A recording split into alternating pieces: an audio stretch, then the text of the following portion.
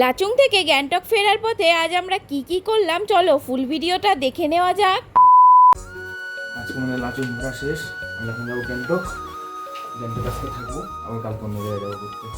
এখন আমরা বেরোচ্ছি, কোথাও যাবো 6:10 বাজে হয়তো সকাল। চলো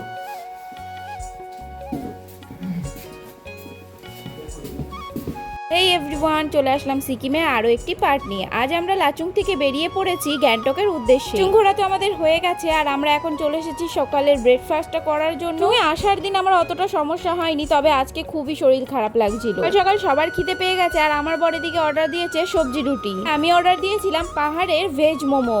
খাওয়া দাওয়া কমপ্লিট করে আমরা আবার বেরিয়ে পড়লাম গ্যাংটকের দিকে। লাচুং যাওয়ার দিন আমরা অন্য রাস্তা দিয়ে গেছিলাম, সেই কারণে আমাদের সেভেন সিস্টার ওয়াটারফলসটা দেখা হয়। তারপরে সেভেন সিস্টার ওয়াটারফলস দেখে আমরা চলে এসেছি গ্যাংটকের হোটেলে এসে ফ্রেশ হয়ে চলে এসেছি দুপুরের লাঞ্চ করার জন্য। এখন কি বা করব, গ্যাংটক এমজি মার্কেটে একটি বাঙালি রেস্টুরেন্ট দেখেছি, সেখানেই খেতে যাচ্ছি আমরা। তাহলে আবার আমরা বেরিয়ে পড়বো গ্যাংটক থেকে। এনাদের দুটো ফ্লোর ছিল, ফার্স্ট ফ্লোরে ছিল একদমই বাঙালি আনা সবকিছু খাবার দাবার, আর ওপরে ছিল চাইনিজ আইটেম। আমরা চলে গিয়েছিলাম বিরিয়ানি খাওয়ার জন্য। ছিলাম বাঙালি আনা রেস্টুরেন্ট, সেই কারণে হয়তো কলকাতার হয়তো সেরকমই বিরিয়ানি আমরা পাবো। আর হোটেলের অ্যাম্বিয়েন্সটা কিন্তু দারুণ ছিল, শেষ করেই বসার সিটগুলো তো আমার খুব পছন্দ হয়েছে। আমরা বসেছিলাম একটু ব্যালকনির দিকে।